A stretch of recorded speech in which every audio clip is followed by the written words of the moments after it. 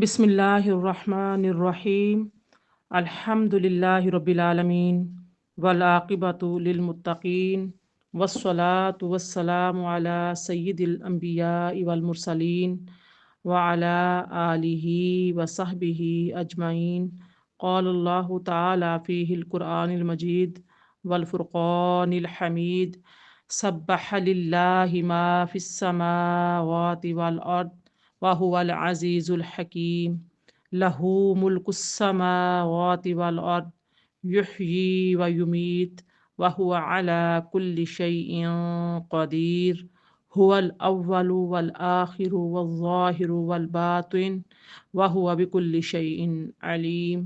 सदक़ल्लाहुल अलीयुल अज़ीम। तर्जुमा समाअत फरमाएं। अल्लाह ही की तस्बीह करते हैं जो भी आसमानों और ज़मीन में हैं, और वही बड़ी इज़्ज़त वाला बड़ी हिकमत वाला है। उसी के लिए आसमानों और ज़मीन की बादशाहत है। वही जिलाता और मारता है, और वही हर चीज़ पर बड़ा कादिर है। वही सबसे अव्वल और सबसे आखिर है, और अपनी कुदरत के एतबार से ज़ाहिर और अपनी ज़ात के एतबार से पोशीदा है, और वो हर चीज़ को खूब जानने वाला है।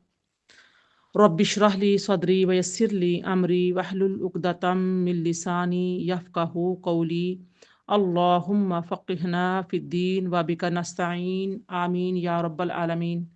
निहायत ही काबिल इख्तराम मेरी प्यारी बहनों, अस्सलामु अलैकुम वरहमतुल्लाहि वबरकातुहू। मैंने आपके सामने सूरा हदीद की पहली 3 आयात को तिलावत किया है और तर्जुमा सुनाया है। आपके इल्म में है कि हमारा 27वां पारा शुरू है माशाअल्लाह। तो सूरा हदीद भी 27वें पारे में ही है। ये सूरा मुबारका जो है, ये इसमें इख्तलाफ है कि ये सूरा मक्की है या मदनी। इसकी जो यानी कि आयात हैं वो 29 हैं, इसके रुकू 4 हैं, और ये कुरान करीम की बहुत अहम सूरा है। ये वो सूरा है जिसमें अल्लाह ताला की मार्फत, इन्फाक फ़ी सबिलिल्लाह और ईमान की मजबूती पर जोर दिया गया है। नबी करीम सल्लल्लाहु अलैहि वालैहि वसल्लम ने इसे मुसब्बिहात यानी कि तस्बीह से शुरू होने वाली सूरतों में शामिल किया है, और फरमाया कि इसमें ऐसी आयत है जो 1000 आयतों से बेहतर है। इसकी इब्तदाई आयात लैलतुल क़द्र की इबादत के बराबर करार दी गई हैं। सूरा हदीद जो है, इसकी जो फ़ज़ाइल के हवाले से फरमाया कि इस सूरत में वो आयत जो है हुवल अव्वलु वल आखिरु वल ज़ाहिरु वल बातिन, जो 1000 आयतों से बेहतर बताई गई है। रिवायत में ये भी आता है कि जो शख्स सूरा हदीद की इब्तदाई आयात पढ़ता है, उसे लैलतुल क़द्र की इबादत का अज्र मिलता है। नबी करीम सल्लल्लाहु अलैहि वालैहि वसल्लम से मरवी है कि जो शख्स इस सूरत की तिलावत करेगा, अल्लाह उसे जहन्नुम के आज़ाब से निजात देगा। नबी करीम सल्लल्लाहु अलैहि वालैहि वसल्लम सोने से पहले मुसब्बिहात यानी कि सूरा हदीद, सूरा हश्र, सूरा सफ़, सूरा जुमा और सूरा तगाबुन, ये सूरा मुबारका जो मुसब्बिहात कहलाती हैं, इनकी तिलावत फरमाया करते थे। और ये सूरा मुबारका दिल को माल की महब्बत से पाक करके अल्लाह की राह में ख़र्च करने यानी कि निफाक करने की रग़बत दिलाती है।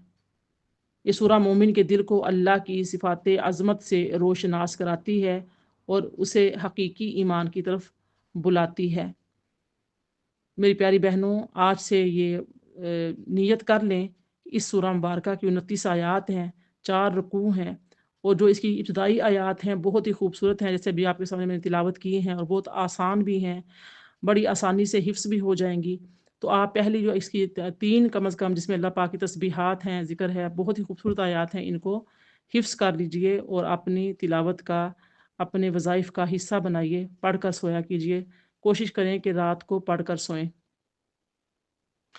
आप देखिए कि इस सूरह मुबारका की शान में अल्लाह पाक ने फरमाया कि सब्बहा लिल्लाहि मा फिस समावाति वल अर्द व हुवल अज़ीज़ुल हकीम। تمام حیوانات، تمام نباتات اس کی پاکی بیان کرتے ہیں۔ کل کائنات اللہ رب العزت کی ثنا خواں ہے۔ ساتواں آسمان، زمینیں، اس کی مخلوق اور ہر چیز اس کی ستائش کرنے میں مشغول ہے۔ گو تم ان کی تسبیح نہ سمجھ سکو، اللہ حلیم ہے اور غفور ہے۔ اس کے سامنے ہر کوئی پست و عاجز و لاچار ہے۔ اس کی مقرر کردہ شریعت اور اس کے احکام حکمت پر ہیں۔ حقیقی بادشاہ جس کی ملکیت میں آسمان و زمین ہے، وہی ہے خلق میں متصرف، وہی ہے زندگی موت دینے والا۔ زندگی موت اسی کے قبضے میں ہے، وہی فنا کرتا ہے، وہی پیدا کرتا ہے، جسے جو چاہے عنایت فرماتا ہے، ہر چیز پر قدرت رکھتا ہے، جو چاہتا ہے ہو جاتا ہے، جو نہ چاہے نہیں ہو سکتا۔ فرمایا هو الاول والآخر والظاہر والباطن وهو بكل شيء علیم۔ اس کی آیت نمبر 3 وہ آیت ہے جس کی یعنی کہ بابت یعنی کہ میں نے ابھی حدیث مبارکہ آپ کو سنائی ہے کہ یہ جو آیا مبارکہ سورہ مبارکہ کی یہ آیت جو ہے یہ 1000 آیتوں سے افضل ہے۔ حضرت ابو زمیل حضرت ابن عباس رضی اللہ تعالیٰ عنہ سے فرماتے ہیں کہ میرے دل میں ایک کھٹکا ہے لیکن زبان پر لانے کو جی نہیں چاہتا۔ تو اس پر حضرت ابن عباس رضی اللہ تعالیٰ نے مسکرا کر فرمایا شاید کچھ شک ہوگا جس سے کوئی نہیں بچا۔ یہاں تک کہ قرآن میں ہے کہ فَإِن كُنْتَ فِي شَكٍّ مِّمَّا أَنزَلْنَا إِلَيْكَ فَاسْأَلِ الَّذِينَ يَقْرَؤُونَ الْكِتَابَ مِن قَبْلِكَ لَقَدْ جَاءَكَ الْحَقُّ مِن رَّبِّكَ فَلَا تَكُونَنَّ مِنَ الْمُمْتَرِينَ۔ سورہ یونس کی آیت 94 آپ نے تلاوت فرمائی۔ فرمایا یعنی اگر تو جو کچھ تیری طرف نازل کیا گیا ہے اس میں شک میں ہو تو تجھ سے پہلے جو کتاب پڑھتے ہیں ان سے پوچھ لو۔ پھر فرمایا جب تیرے دل میں کوئی شک ہو تو اس آیت کو پڑھ لیا کرو هو الاول والآخر والظاہر والباطن وهو بكل شيء علیم، یعنی کہ سورہ حدید کی جو آیت نمبر 3 ہے۔ فرماتے ہیں اگر دل میں کوئی شک پیدا ہو جائے تو یہ آیا مبارکہ پڑھا کرو۔ تو اس آیا مبارکہ کے یعنی جو آیا مبارکہ ہے اس کے 10 اقوال ہیں۔ بخاری شریف میں امام بخاری فرماتے ہیں اور یحییٰ کا قول ہے کہ ظاہر باطن سے مراد ازرو علم ہر چیز پر ظاہر اور پوشیدہ ہونا ہے۔ اور یعنی فرا جو ہیں وہ کہتے ہیں کہ ایک تصنیف جس کا نام معانی القرآن ہے مثلا احمد میں ہے کہ رسول اللہ صلی اللہ علیہ وآلہ وسلم اس کو سوتے وقت پڑھا کرتے تھے۔ فرمایا کہ اے اللہ، اے ساتوں آسمانوں کے اور عرش عظیم کے رب، اے ہمارے اور ہر چیز کے رب، اے تورات اور انجیل کے اتارنے والے، اے دانوں اور گٹھلیوں کو اگانے والے، تیرے سوا کوئی لائق عبادت نہیں ہے، میں تیری پناہ میں آتا ہوں۔ یعنی کہ نبی کریم صلی اللہ علیہ وآلہ وسلم دعا پڑھا کرتے تھے، جس کا ترجمہ سنا رہی ہوں آپ کو، بہت لمبی دعا ہے کہ اے یعنی کہ میں تیری پناہ میں آتا ہوں ہر چیز کی برائی سے کہ اس کی چوٹی تیرے ہاتھ میں ہے، تو اول ہے، تجھ سے پہلے کچھ نہ تھا اور تو ہی ہے، تو آخر ہے، تیرے بعد کچھ نہیں ہے، تو ظاہر ہے، تجھ سے اونچی کوئی چیز نہیں، تو باطن ہے، تجھ سے چھپی کوئی چیز نہیں، ہمارے قرض ادا کرا دے اور ہماری فقیری سے ہمیں غنا دے دے۔ حضرت ابو صالح اپنے متعلقین کو یہ دعا سکھاتے اور فرماتے سوتے وقت داہنی کروٹ پر لیٹ کر یہ دعا پڑھ لیا کرو۔ الفاظ بھی تھوڑا بہت اپ ڈاؤن ہو جاتا ہے دعاؤں میں، لیکن یہ دعا جو آپ کو میں نے بتایا ہے انشاءاللہ اس کو عربی میں بھی سینڈ کر دوں گی۔ ابو یعلا میں ہے کہ حضرت عائشہ صدیقہ رضی اللہ تعالیٰ فرماتی ہیں کہ رسول اللہ صلی اللہ علیہ وسلم کے حکم سے آپ کا بسترا قبلہ رخ بچھایا جاتا، آپ آ کر اپنے داہنے ہاتھ پر تکیہ لگا کر آرام فرماتے، پھر آہستہ آہستہ کچھ پڑھتے رہتے، لیکن آخر رات میں با آواز بلند یہ دعا پڑھتے جو میں نے ابھی آپ کے سامنے جس کا ترجمہ سنایا ہے۔ اور فرمایا کہ یہ جو آیا مبارکہ میں نے یعنی کہ یہ آیا مبارکہ کی تفسیر میں جامعہ ترمذی میں ہے کہ حضور صلی اللہ علیہ وسلم اپنے صحابہ سمیت تشریف فرما تھے کہ ایک بادل سر پر آ گیا، آپ نے فرمایا جانتے ہو یہ کیا ہے؟ صحابہ نے با ادب جواب دیا اللہ اور اس کے رسول زیادہ جاننے والے ہیں۔ فرمایا اسے عنان کہتے ہیں، یعنی کہ عین سے اسے عنان کہتے ہیں، یہ زمین کو سیراب کرنے والے ہیں۔ ان لوگوں پر بھی یہ برسائے جاتے ہیں جو نہ اللہ کا شکر ادا کرتے ہیں اور نہ ہی اللہ کے پکارنے والے ہیں۔ پھر پوچھا معلوم ہے تمہارے اوپر کیا ہے؟ تو صحابہ نے عرض کیا اللہ اور اس کے رسول زیادہ باخبر ہیں۔ فرمایا بلند محفوظ چھت اور لپٹی ہوئی موج، جانتے ہو تم میں اس میں کیا قدر فاصلہ ہے، کتنا فاصلہ اس کے اندر ہے؟ پھر وہی جواب دیا، فرمایا 500 سال کا راستہ ہے۔ پھر پوچھا جانتے ہو اس کے اوپر کیا ہے؟ صحابہ رضی اللہ تعالیٰ نے پھر اپنی لا علمی انہی الفاظ میں ظاہر کی کہ اللہ اور اس کے رسول صلی اللہ علیہ وسلم بہتر جانتے ہیں۔ پھر اس پر آپ صلی اللہ علیہ وسلم نے فرمایا کہ اس کے اوپر بھی پھر دوسرا آسمان ہے اور ان دونوں آسمانوں میں 500 سال کا فاصلہ ہے۔ اسی طرح آپ نے 7 آسمان گنوائے اور ہر دو میں اتنی ہی دوری بیان فرمائی۔ پھر سوال کر کے جواب سن کر فرمایا اسے 7ویں کے اوپر اتنے ہی فاصلے سے عرش ہے۔ پھر پوچھا جانتے ہو تمہارے نیچے کیا ہے؟ اور جواب وہی سن کر فرمایا دوسری زمین ہے۔ پھر سوال جواب کے بعد فرمایا اس کے نیچے دوسری زمین ہے، یعنی کہ بار بار وہی سوال تھا کہ تم جانتے ہو اس کے نیچے کیا ہے، اس کے نیچے کیا ہے؟ تو صحابہ کا ہر بار یہی جواب ہوتا ہے یا رسول اللہ آپ کے سوا اور اللہ کے سوا کوئی نہیں جانتا، آپ بہتر جانتے ہیں۔ صحابہ کبھی بھی ایسی مجال نہیں کرتے تھے کہ نبی کریم صلی اللہ علیہ وسلم کے سامنے یعنی کہ بولیں بات کریں، جانتے بھی ہوتے تو کہتے یا رسول اللہ آپ بہتر جانتے ہیں۔ فرماتے ہیں کہ دونوں زمینوں کے درمیان 500 سال کا فاصلہ ہے۔ اسی طرح 7 زمینیں اسی فاصلے کے ساتھ ایک دوسرے کے نیچے بتائی جائیں گی۔ 500 سال کا طے در طے یعنی کہ فاصلہ ہے۔ پھر فرمایا اسی قسم کے اس کی قسم جس کے ہاتھ میں محمد صلی اللہ علیہ وآلہ وسلم کی جان ہے، اگر تم کوئی رسی سب سے نیچے کی زمین کی طرف لٹکاؤ تو وہ بھی اللہ کے پاس پہنچے گی۔ پھر آپ نے اسی آیت کی تلاوت کی۔ اب دیکھیے فرمایا کہ رسی کا اللہ تعالیٰ کے علم و قدرت اور غلبے تک پہنچنا ہے۔ اللہ تعالیٰ کا علم، اس کی قدرت، اس کا غلبہ اور سلطنت بے شک ہر جگہ ہے، لیکن وہ اپنی ذات سے عرش پر ہے۔ جیسا کہ ہوتا ہے کہ فرمایا نا کہ زمین تک رسی پہنچے گی، تو اللہ پاک کا تو غلبہ ہر چیز پر ہے۔ یعنی کہ دو زمینوں کے درمیان کا فاصلہ 700 سال کا بیان ہوا ہے بعض حدیث میں۔ ابن ابی حاتم اور بزار جو ہیں وہ کہتے ہیں کہ یہ حدیث ہے، لیکن ابن ابی حاتم فرماتے ہیں کہ رسی لٹکانے کا جملہ نہیں اور ہر دو زمین کے درمیان کی دوری اس میں بھی 500 سال کی بیان ہوئی ہے۔ امام بزار جو ہیں وہ فرماتے ہیں کہ اس روایت کا راوی حضرت صلی اللہ علیہ وسلم سے بغیر حضرت ابو ہریرہ کے اور کوئی نہیں ہے۔ اب دیکھیے اس طرح سے یعنی کہ حضرت ابو ذر غفاری سے مسند بزار اور کتاب الاسماء اور صفات بحقی میں یہ حدیث مبارکہ مروی ہے۔ اس کے بعد پھر یہ جو ہے حضرت قتادہ کا قول ہے کہ آسمان و زمین کے درمیان 4 فرشتوں کی ملاقات ہوئی۔ آپس میں پوچھا کہ تم کہاں سے آ رہے ہو؟ ایک دوسرے سے چاروں فرشتے پوچھ رہے ہیں۔ تو ایک نے کہا 7ویں آسمان سے مجھے اللہ عز و جل نے بھیجا ہے اور میں نے اللہ کو وہیں چھوڑا ہے۔ دوسرے نے کہا 7ویں زمین سے مجھے اللہ نے بھیجا تھا اور اللہ وہیں تھا۔ تیسرے نے کہا میرے رب نے مجھے مشرق سے بھیجا ہے جہاں وہ تھا۔ چوتھے نے کہا مجھے مغرب سے اللہ تعالیٰ نے بھیجا ہے اور میں اسے وہیں چھوڑ کر آ رہا ہوں۔ یعنی کہ اس میں یعنی کہ اللہ پاک ہر جگہ موجود ہے، ہر جگہ جہاں دیکھو گے اللہ رب العزت کی اپنی نئی شان کے ساتھ ہے۔ اب آگے دیکھیے آیت نمبر 4 هو الذی خلق السماوات والارض فی 6 ایام ثم استوى علی العرش یعلم ما یلج فی الارض وما یخرج منها وما ینزل من السماء وما یعرج فیها وهو معکم اینما کنتم واللہ بما تعملون بصیر لہ ملک السماوات والارض والی اللہ ترجع الامور۔ اب دیکھیں کہ فرمایا کہ وہی ہے جس نے آسمانوں اور زمین کو 6 اودار میں پیدا فرمایا، پھر کائنات کی مسند اقتدار پر جلوہ افروز ہوا، یعنی پوری کائنات کو اپنے امر کے ساتھ منظم فرمایا۔ وہ جانتا ہے جو کچھ زمین میں داخل ہوتا ہے اور جو کچھ اس میں خارج ہوتا ہے، اور جو کچھ آسمانی کروں سے اترتا یا نکلتا ہے یا جو کچھ ان میں چڑھتا یا داخل ہوتا ہے وہ تمہارے ساتھ ہوتا ہے، تم جہاں کہیں بھی ہو۔ اور اللہ جو کچھ تم یعنی کہ اللہ جو کچھ تم کرتے ہو اسے خوب دیکھنے والا ہے۔ آسمانوں اور زمین کی ساری سلطنت اسی کی ہے اور اسی کی طرف سارے امور لوٹائے جاتے ہیں۔ یہ آیت نمبر 4 اور آیت نمبر 5 ہے۔ اب دیکھیے اس کی تفسیر کو دیکھ لیں کہ اللہ تعالیٰ جو ہے ہر چیز کا خالق و مالک اللہ ہے۔ اللہ تعالیٰ کا زمینوں آسمان کو 6 دن میں پیدا کرنا اور عرش پر قرار پکڑنا، اس کی تفسیر مکمل طور پر یہ سورہ اعراف کی تفسیر میں گزر چکی ہے۔ اگر اس کی مکمل طور پر تفسیر سننا چاہتے ہیں تو چینل پر اپلوڈ ہوئی ہے سورہ اعراف کی تفسیر، سنیے، اپنے ایمان کو تازہ کیجیے۔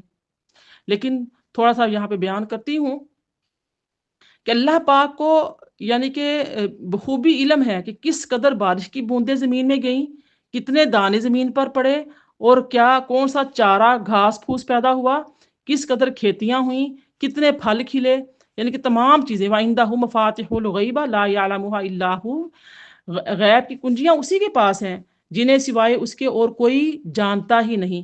وہ خشکی اور تری کی تمام چیزوں کا عالم ہے، کسی پتے کا گرنا بھی اس کے علم سے باہر نہیں ہے۔ زمین کے اندھیروں میں پوشیدہ دانہ اور کوئی تر اور خشک چیز ایسی نہیں جو کھلی کتاب میں موجود نہ ہو۔ اسی طرح آسمان سے نازل ہونے والی بارش، اولے، برف، تقدیر اور احکام جو برتر فرشتوں کے ذریعے نازل ہوتے ہیں، سب اسی کے علم میں ہے۔ یہ سارا سورہ بقرہ کی تفسیر میں گزرا ہے۔ اللہ کے مقرر کردہ جو فرشتے ہیں بارش کے ایک ایک قطرے کو اللہ تعالیٰ کی بتائی ہوئی جگہ پر پہنچا دیتے ہیں۔ قطرہ جہاں بارش کا گرنا ہے اللہ کے حکم سے وہ وہیں گرنا ہے۔ ایک بارش کا قطرہ بھی اللہ تعالیٰ کے حکم کا تابع ہے، اور اس کے فرشتے جو پہنچاتے ہیں وہ بھی اللہ تعالیٰ کے حکم کے تابع ہیں۔ تو ہم کدھر جا رہے ہیں، ہمیں غور کرنا ہے۔ آسمان سے اترنے والے فرشتے اور اعمال بھی اسی کے وسیع علم میں ہیں۔ صحیح حدیث مبارکہ میں ہے کہ رات کے اعمال دن سے پہلے اور دن کے اعمال رات سے پہلے اس کی بارگاہ میں پیش کر دیے جاتے ہیں۔ وہ تمہارے ساتھ ہے، یعنی تمہارا نگہبان ہے، تمہارے اعمال اور افعال کو دیکھ رہا ہے، جیسے بھی ہوں، جو بھی ہوں، اور تم بھی خواہ خشکی میں ہو، خواہ تری میں ہو، راتیں ہوں یا دن ہو، تم گھر میں ہو یا جنگل میں ہو، ہر حالت میں اس کے علم کے لیے یکساں ہر وقت اس کی نگاہیں، اس کا سننا تمہارے ساتھ ہے۔ وہ تمہارے تمام کلمات سنتا رہتا ہے، تمام حال دیکھتا رہتا ہے، تمہارے چھپے کھلے کا اسے علم ہے۔ جیسے فرمایا کہ اس سے جو چھپنا چاہے اس کا وہ فعل فضول ہے، بھلا ظاہر باطن بلکہ دلوں کے ارادے تک سے واقفیت رکھنے والے سے کوئی کیسے چھپ سکتا ہے۔ ایک اور آیت میں فرمایا یہ جو پوشیدہ باتیں ہیں، ظاہر باتیں، راتوں کو دن کو جو بھی ہوں، سب اس پر روشن ہے۔ تو ہمیں ڈرنا چاہیے اللہ پاک کی ذات سے۔ ہم کیسے بے باکانہ گفتگو کر لیتے ہیں، بے باکانہ گناہ کر لیتے ہیں، کیسے ہم غافل اللہ کی زمین پر پھرتے ہیں۔ ہمیں ڈرنا چاہیے۔ سچ یہ ہے وہی رب ہے، وہی معبود برحق ہے۔ صحیح حدیث مبارکہ میں ہے کہ جبرائیل علیہ السلام کے سوال پر نبی کریم صلی اللہ علیہ وآلہ وسلم نے فرمایا کہ احسان یہ ہے کہ تو اللہ کی عبادت اس طرح کر کے گویا تو اللہ کو دیکھ رہا ہے، پس اگر تو اسے نہیں دیکھ رہا تو وہ تجھے دیکھ رہا ہے۔ ایک شخص آ کر رسول اللہ صلی اللہ علیہ وسلم سے عرض کرتا ہے، یا رسول اللہ مجھے کوئی ایسی حکمت کا توشہ دیجئے کہ میری زندگی سمجھ جائے۔ آپ نے فرمایا اللہ تعالیٰ کا لحاظ کر۔ کیا فرما رہے ہیں کہ اللہ تعالیٰ کا لحاظ کر، اور اس طرح شرما جیسے کہ تو اپنی کسی نزدیکی نیم قرابت دار سے شرماتا ہو جو تجھ سے کبھی جدا نہ ہوتا ہو۔ میری پیاری بہنوں، اللہ تعالیٰ کی حیا ہر مسلمان کو کرنی چاہیے۔ میں روزے کی مثال دیتی ہوں، رمضان کا مہینہ ہے، کیسے ہم ہر چیز ہماری پہنچ میں ہوتی ہے، ہمیں تنہائی بھی میسر ہوتی ہے۔ بچے اسکولوں میں گئے ہیں، شوہر اپنے کام پر گئے ہوئے ہیں، گھر میں ہم خواتین اکیلی ہیں، ہر چیز ہماری دسترس میں ہے، قوت پوری ہمارے پاس موجود ہے اللہ کی عطا سے۔ اس کے باوجود تقویٰ کا یہ عالم ہے کہ ہمارا رب ہمیں دیکھ رہا ہے، اور ہم کوئی چیز نہیں کھاتے، کچھ نہیں پیتے۔ ایک وقت ایسا آتا ہے پیاس شدت کی ہوتی ہے، کمزوری محسوس ہوتی ہے، بھوک چڑھ پاتی ہے، لیکن نہیں کھاتے، کیوں؟ اللہ دیکھ رہا ہے۔ تو اگر ہمارے ہر عمل میں یہ حیا پیدا ہو جائے، یہ تقویٰ پیدا ہو جائے، تو پھر کیسے ہو؟ فرمایا تو یعنی کہ اپنے رب کا حیا کر، اس کا لحاظ کر، اور اس طرح شرما جیسے کہ تو اپنے کسی نزدیکی نیم قرابت دار سے شرماتا ہو جو تجھ سے کبھی جدا نہ ہوتا ہو۔ نبی کریم صلی اللہ علیہ وسلم کا ارشاد ہے جس نے 3 کام کر لیے اس نے ایمان کا مزہ اٹھا لیا۔ ایک، اللہ کی عبادت کی اور اپنے مال کی زکوٰۃ ہنسی خوشی راضی رضامندی سے ادا کی۔ جانور اگر زکوٰۃ میں دینے ہیں تو بوڑھے بیکار دبلے پتلے بیمار نہ دے، بلکہ درمیانہ راہ اللہ میں دے، اور اپنے نفس کو پاک کیا۔ دوسرا بندہ، اس پر ایک شخص نے سوال کیا کہ حضور نفس کو پاک کرنے کا کیا مطلب ہے؟ آپ نے فرمایا اس بات کو دل میں محسوس کرے اور یقین و عقیدہ رکھے کہ ہر جگہ اللہ تعالیٰ اس کے ساتھ ہے۔ ابو نعیم اور حدیث مبارکہ میں فرماتے ہیں کہ افضل ایمان یہ ہے کہ تو جان رکھے کہ تو جہاں کہیں ہے اللہ تیرے ساتھ ہے۔ نعیم بن حماد حضرت امام احمد رحمۃ اللہ علیہ بھی یہی فرماتے ہیں کہ تو جہاں کہیں بھی ہو تو بس یہ دیکھ کہ تجھے تیرا رب دیکھ رہا ہے۔ آپ دیکھیے آیت نمبر 6 سے دیکھیے، یولج اللیل فی النہار و یولج النہار فی اللیل وہو علیم بذات الصدور آمنوا باللہ ورسولہ وانفقوا مما جعلکم مستخلفین فیہ فالذین آمنوا منکم وانفقوا لہم اجر کبیر۔ صدق اللہ العظیم۔ ترجمہ دیکھیں، وہی رات کو دن میں داخل کرتا ہے اور دن کو رات میں داخل کرتا ہے، اور وہ سینوں کی پوشیدہ باتوں سے بھی خوب باخبر ہے۔ اللہ اور اس کے رسول پر ایمان لاؤ اور اس کی مال و دولت میں خرچ کرو جس میں اس نے تمہیں اپنا نائب و امین بنایا۔ پس تم میں سے جو لوگ ایمان لائے اور انہوں نے خرچ کیا ان کے لیے بہت بڑا اجر ہے۔ سبحان اللہ، بے شک۔ اب دیکھیے کہ ایمان لانے اور اللہ کی راہ میں خرچ کرنے کا جو حکم ہے یہ یہاں پر دیا جا رہا ہے، ثواب بتایا جا رہا ہے کہ اللہ تبارک و تعالیٰ خود اپنے اوپر اپنے رسول صلی اللہ علیہ وآلہ وسلم پر ایمان لانے اور اس پر مضبوطی اور ہمیشگی کے ساتھ جم کر رہنے کی ہدایت فرما رہا ہے۔ یہ ہدایت ہمارا پاک پروردگار دے رہا ہے۔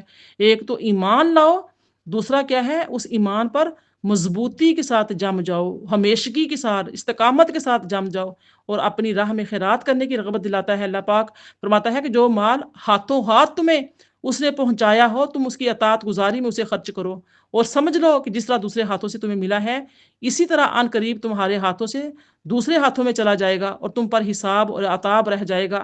اور اس میں یہ بھی اشارہ ہے کہ تیرے بعد تیرا وارث ممکن ہے نیک ہو، وہ تیرے ترکے کو میری راہ میں خرچ کر کے مجھ سے قربت حاصل کرے، اور ممکن ہے کہ وہ بد ہو اور اپنی مستی اور سیاہکاری میں تیرا جو اندوختہ ہے جو فنا کر دے، تیرا جو مال ہے وہ فنا کر دے، اس کی بدیوں کے باعث بدیوں کا باعث تو بنے، نہ تو چھوڑتا تھا نہ اڑاتا تھا۔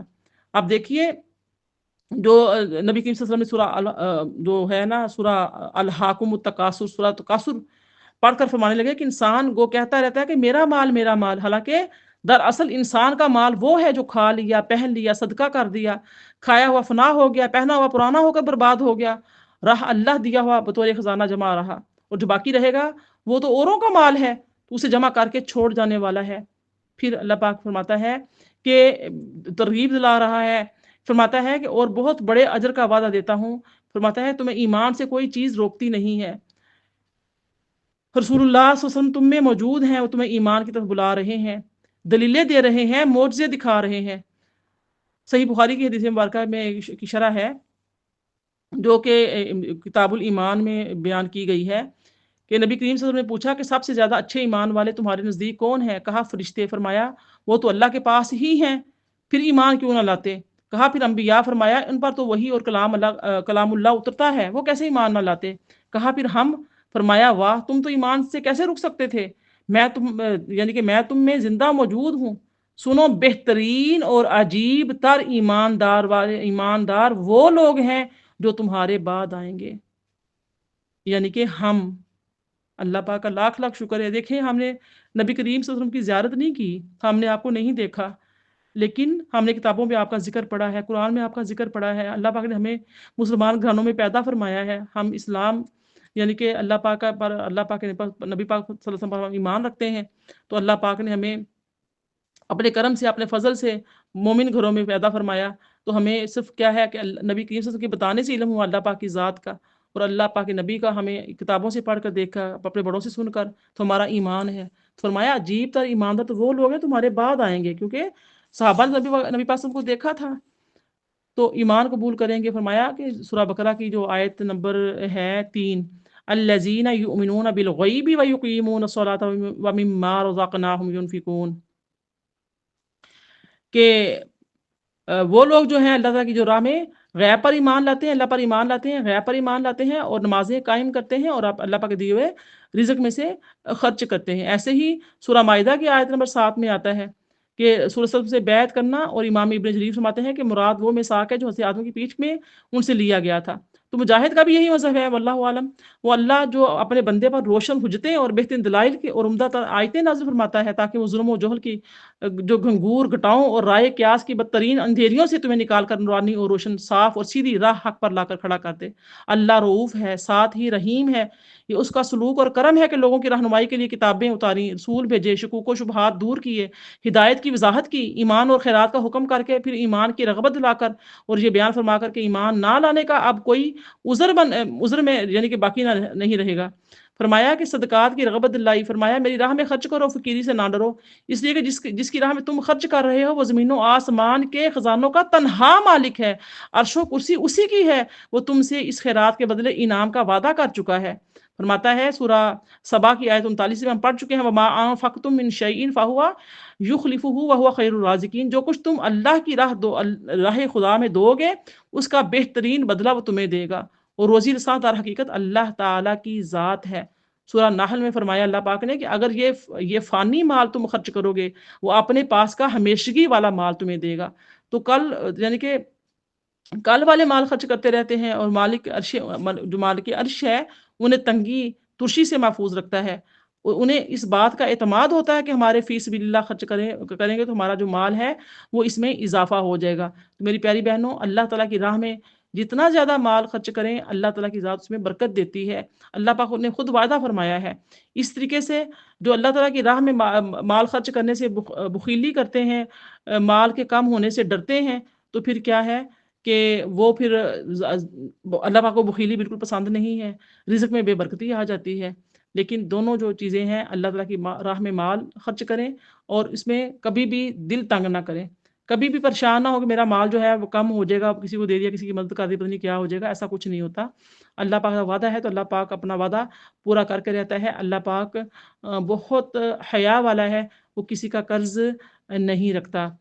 حضرت عمر رضی اللہ تعالیٰ فرماتے ہیں کہ میں دربار رسالت صلی اللہ علیہ وآلہ وسلم میں تھا اور حضرت صدیق اکبر بھی تھے، صرف ایک عبا آپ کے جسم پر تھی، گریبان کانٹے سے اٹکائے ہوئے تھے، یعنی کہ جو کانٹے ہوتے ہیں نا درختوں کے کیل سے نما لگے ہوتے ہیں، ان سے اپنے گریبان جو تھے وہ بند کیے ہوئے تھے۔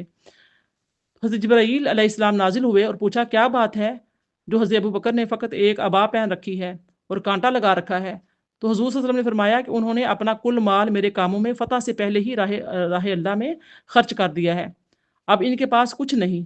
تو حضرت جبرائیل علیہ السلام نے فرمایا ان سے کہو کہ اللہ انہیں سلام کہتا ہے اور فرماتا ہے کہ اس فقیری میں تم مجھ سے خوش ہو یا نہ خوش؟ آپ نے حضرت صدیق اکبر رضی اللہ عنہ کو یہ سب کہہ کر سوال کیا، جواب ملا کہ اپنے رب عز و جل سے ناراض کیسے ہو سکتا ہوں، میں اسی حال میں بہت خوش ہوں۔ پھر فرماتا ہے کون ہے جو اللہ کو اچھا قرض دے؟ اس سے مراد کیا ہے کہ اللہ تعالیٰ کی خوشنودی کے لیے خرچ کرنا ہے۔ بعض نے کہا کہ بال بچوں کو کھلانا پلانا خرچ کرنا، یہ بھی مراد ہو سکتا ہے۔ اپنے عموم کے لحاظ سے دونوں صورتوں کو شامل ہے، یعنی کہ پھر وعدہ فرماتا ہے کہ اسے بہت بڑھا چڑھا کر بدلہ ملے گا اور جنت میں پاکیزہ تر روزی ملے گی۔ اس آیت کو سن کر حضرت ابو دحداح انصاری، دال ہا دال الف ہا دحداح انصاری رضی اللہ تعالیٰ عنہ حضور صلی اللہ علیہ وسلم کے پاس آئے اور کہا کیا ہمارا رب ہم سے قرض مانگتا ہے؟ آپ نے فرمایا ہاں۔ کہا ذرا اپنا ہاتھ تو دیجئے۔ آپ نے ہاتھ بڑھایا تو آپ کا ہاتھ اپنے ہاتھ میں لے کر فرمایا میرا باغ جس میں کھجور کے 600 درخت ہیں وہ میں نے اپنے رب کو دیے، آپ کی بیوی بچے بھی اسی باغ میں تھے۔ آپ آئے اور باغ کے دروازے پر کھڑے رہ کر اپنی بیوی صاحبہ کو آواز دی، وہ لبیک کہتی ہوئی آئیں تو فرمانے لگی بچوں کو لے کر چلی آؤ، میں نے یہ باغ اپنے رب عز و جل کو قرض دے دیا ہے۔ وہ خوش ہو کر کہنے لگی آپ نے بہت نفع کی تجارت کی، اور بال بچوں کو اور گھر کے اثاثے کو لے کر باہر چلی آئیں۔ حضور صلی اللہ علیہ وسلم فرمانے لگے جنتی درخت وہاں کے باغات جو میووں سے لدے ہوئے ہیں اور جن کی شاخیں یاقوت اور موتی کے ہیں، ابو دحداح کو اللہ نے دے دیں۔ سبحان اللہ، کیسی بیویاں تھیں فرما بردار، کیسی اولادیں تھیں، اور کیسے تھے صحابہ کرام رضی اللہ تعالیٰ عنہم اجمعین، بالکل پرواہ نہیں کرتے تھے کہ ہم کیا کریں گے۔ آج تو یہ ہوتا ہے نا کہ مٹھیاں بند کہتے ہیں یار دے دیا تو کیا ہو جائے گا، دل بھی بند اور مٹھیاں بھی بند۔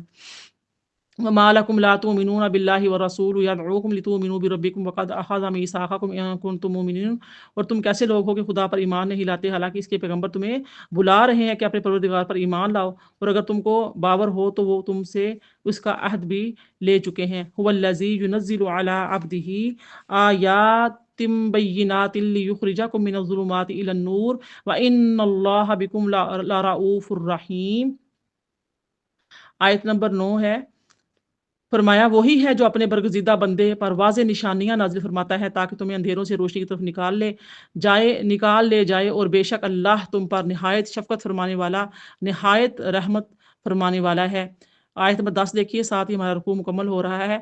فرمایا اور تمہیں کیا ہو گیا ہے کہ تم اللہ کی راہ میں خرچ نہیں کرتے، حالانکہ آسمانوں اور زمین کی ساری ملکیت اللہ ہی کی ہے، تم تو فقط اس مالک کے نائب ہو۔ تم میں سے جن لوگوں نے فتح مکہ سے پہلے اللہ کی راہ میں اپنا مال خرچ کیا اور قتال کیا اور تم برابر نہیں ہو سکتے، وہ ان لوگوں سے درجہ میں بہت بلند ہیں جنہوں نے بعد میں مال خرچ کیا اور قتال کیا، مگر اللہ نے حسن آخرت یعنی جنت کا وعدہ سب سے فرما دیا ہے، اور اللہ جو کچھ تم کرتے ہو ان سے خوب آگاہ ہے۔ تو یہاں پر ہماری 1 رکوع اور 10 آیات جو ہیں وہ مکمل ہو چکی ہیں۔ آیت نمبر جو ہے 12، 13، 14 دیکھیے۔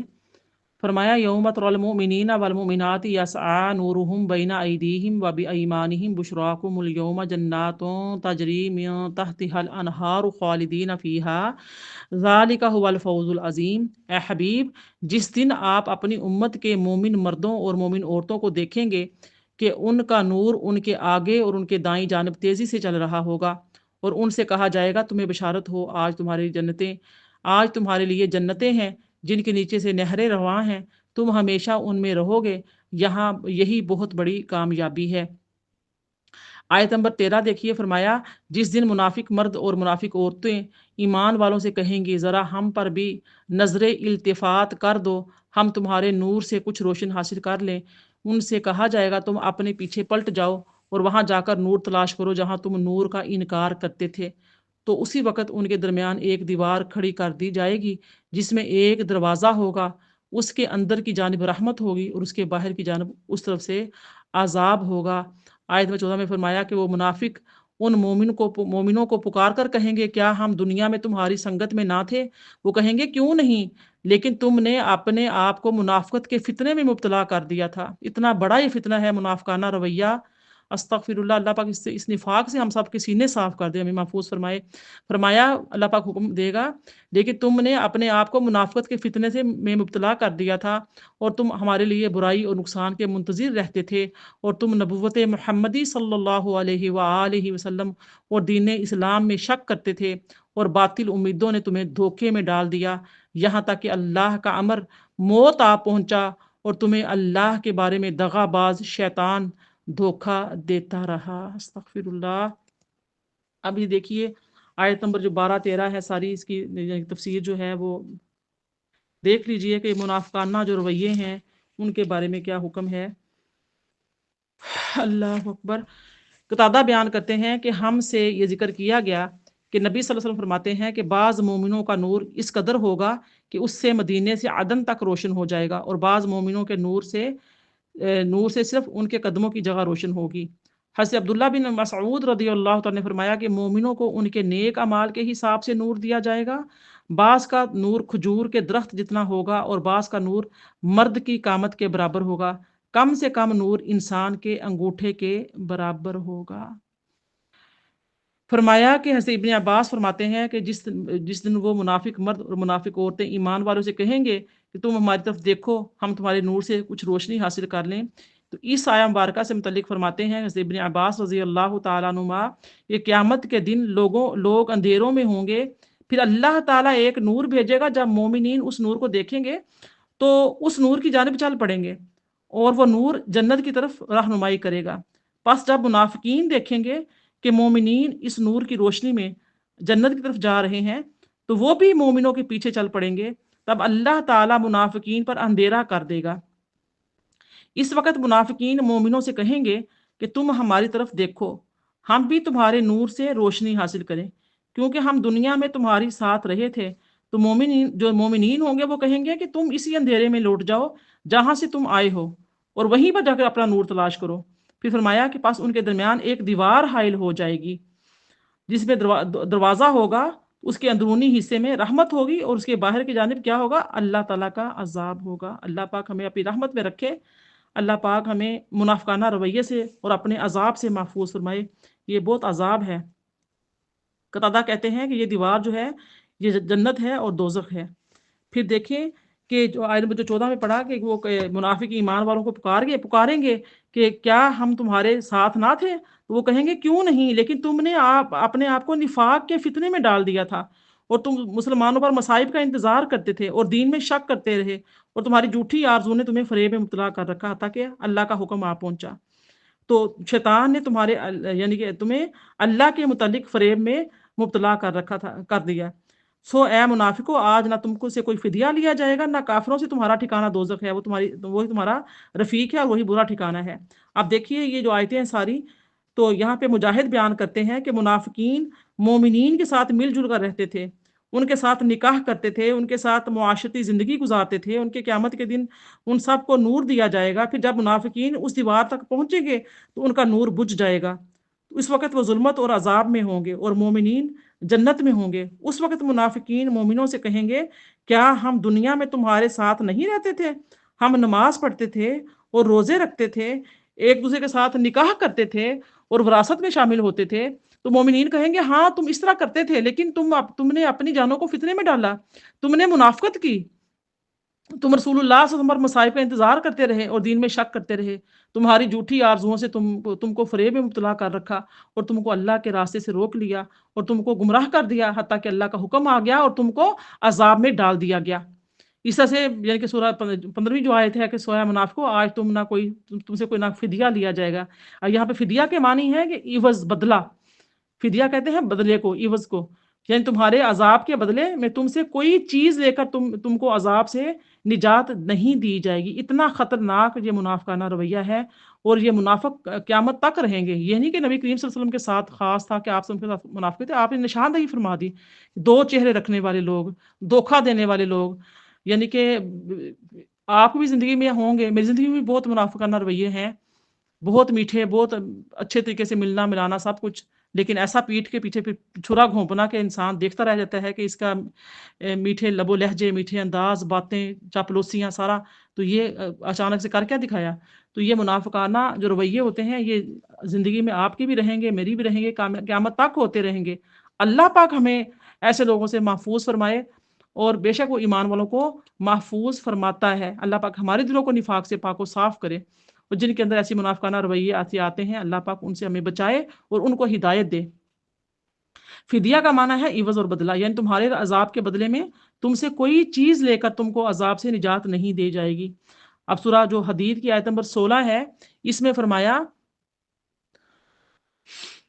ہاں، علم یعنی للذین آمنوا ان تخشع قلوبهم لذکر اللہ وما نزل من الحق ولا یکونوا کالذین اوتوا الکتاب من قبل فطال علیہم الامد فقست قلوبهم وکثیر منهم فاسقون۔